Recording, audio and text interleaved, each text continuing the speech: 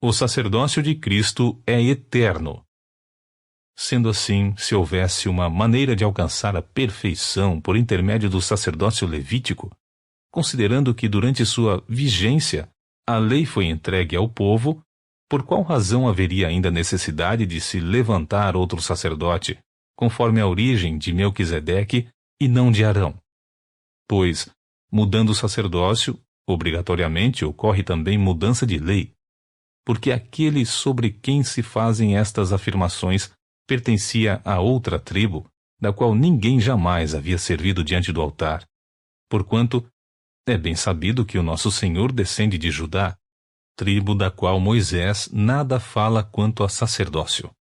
E este fato torna-se ainda mais claro com o surgimento de outro sacerdote à semelhança de Melquisedeque, não constituído segundo o decreto de um mandamento humano relativo à linhagem, mas de acordo com o poder de uma vida inextinguível.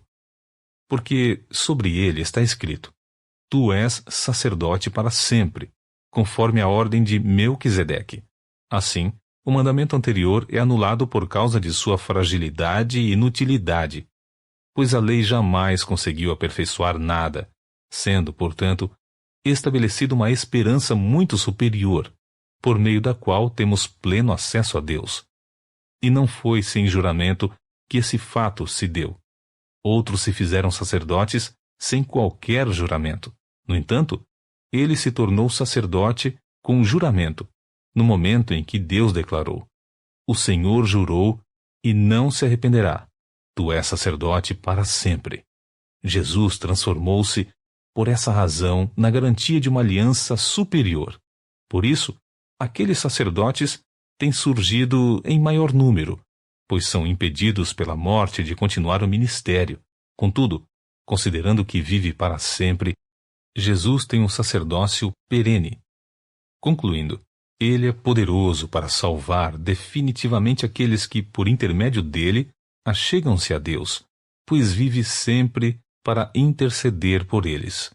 Certamente estávamos necessitados de um sacerdote como esse, santo, inculpável, puro, apartado dos pecadores, exaltado acima dos céus.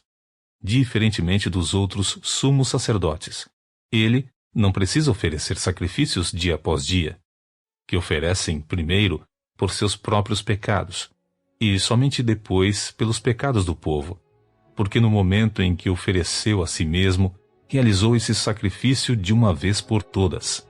Porquanto a lei designa sumos sacerdotes a homens que têm fraquezas, mas o juramento, que veio depois da lei, estabelece por toda a eternidade o Filho que foi aperfeiçoado.